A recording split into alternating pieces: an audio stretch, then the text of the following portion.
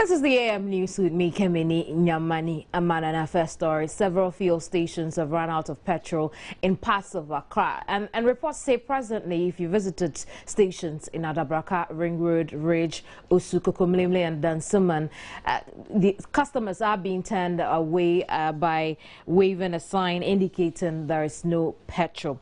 Now, the shortage comes following threats by bulk oil distributors of a pending fuel shortage that will hit the country. And well, we'll bring you some detail of that in subsequent broadcasts.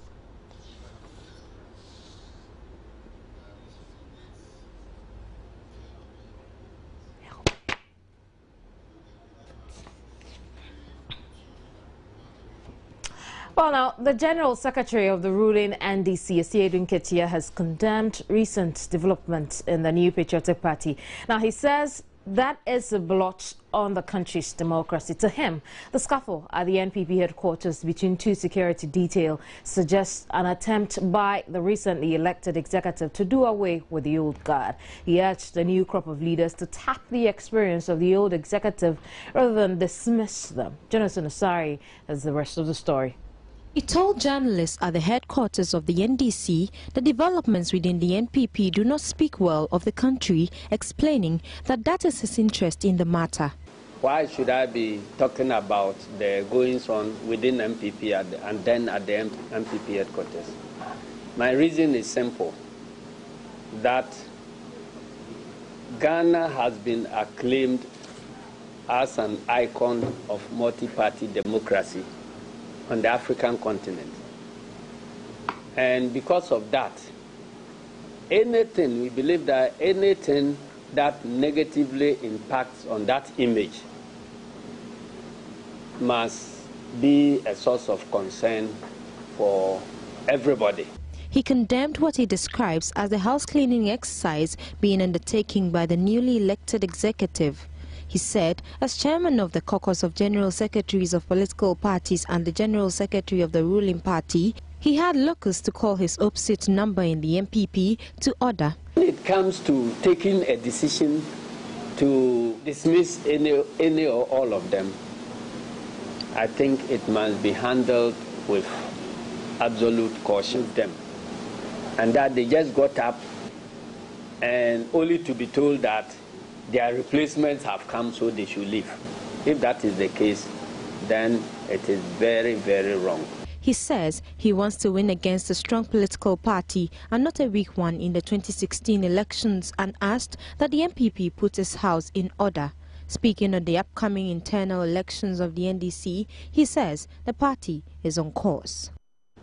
Abigail Adumako voiced a report by Jonathan Asari. Now let's move on to some business-related stories. The Ministry of Trade and Industry is accusing the Ghana Union of Traders Association of acting in bad faith. Now, thousands of traders in the major markets in Accra and Kumasi have closed down their shops in protest of government's inability to remove foreigners in retail trading from the markets and the recent hikes in taxes. They are also protesting government's policies they say are stifling their businesses. Speaking to an Accra-based radio station, outgoing Deputy Minister of Trade and Industry, Neelanti Vanderpoy, said there had been extensive discussions with the leadership of GUTA and they had agreed to present a blueprint to deal with their concerns. He expressed shock at the association's decision to embark on the strike, saying, if anything at all, they should have reverted to him with their complaints, adding that his office has been waiting for GUTA to bring a proposal for discussion. Neelanti Vanderpoy stressed that GUTA's move was not justified, and he urged executives and their members to let come for a talk and immediately ask their people to open their shops.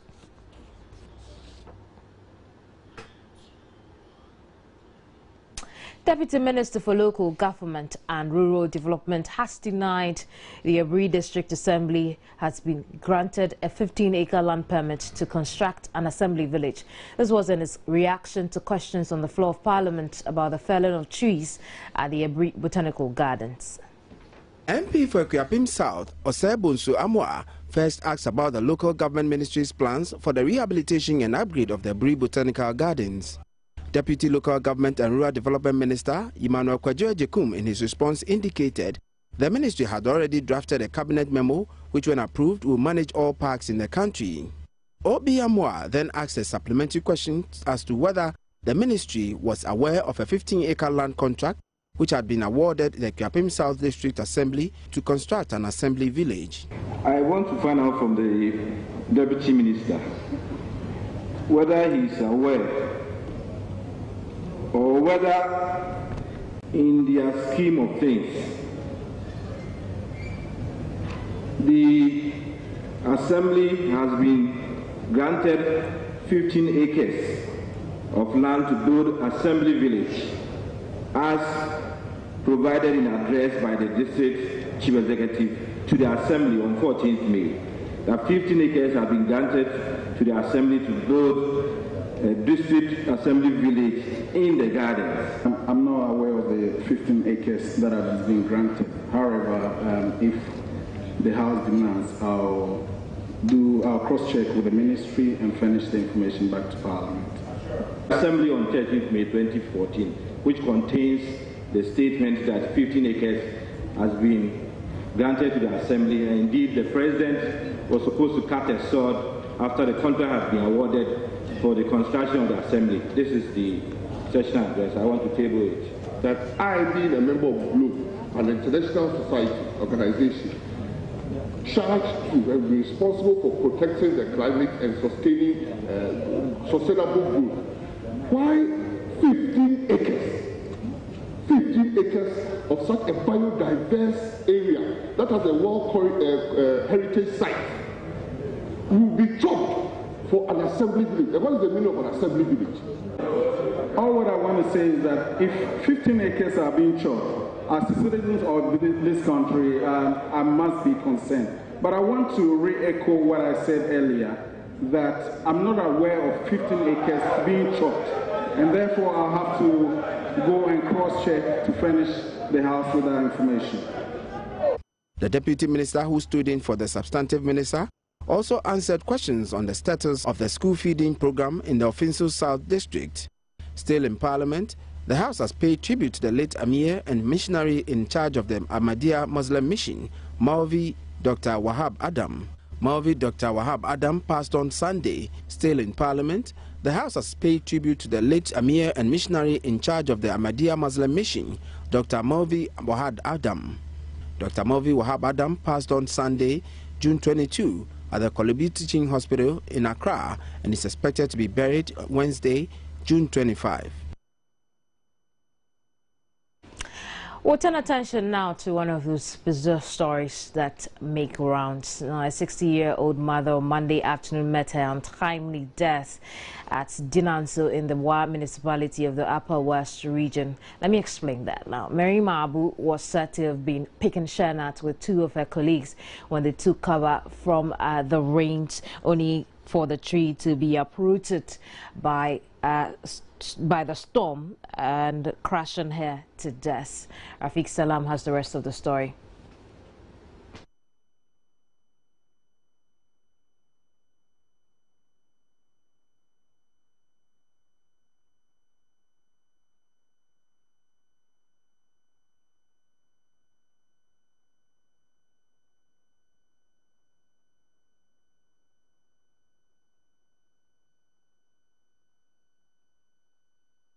We'll bring you that story in subsequent broadcasts. Now, Gladys Westma, a former minister in the Kufuor administration, has died. She was 78. The former fisheries minister died at the Kolebu Teaching Hospital Tuesday. She had been on admission at the hospital for a number of weeks now. Born on 16th October 1939 in Cape Coast in the Central Region, Asma served in a number of positions under the Eswal Kufuor administration, including the Women's and Children's Ministry. She was also the Member of Parliament for Takrady between 1997 and 2009.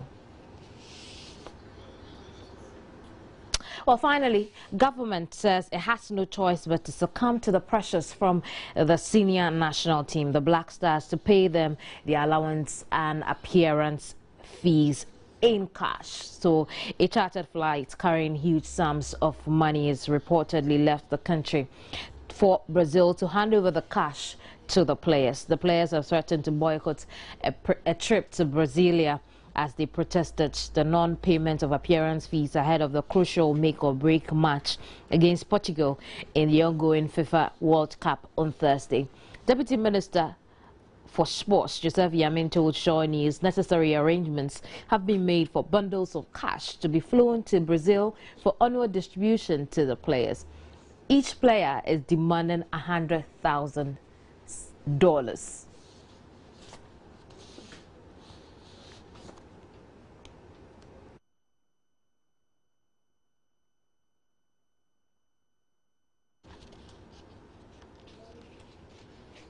Right, that'll be all for now. Thank you very much for staying through the Sports with Benedict Uzo. After this, my name is Kemini Nyamani Amano. Good morning.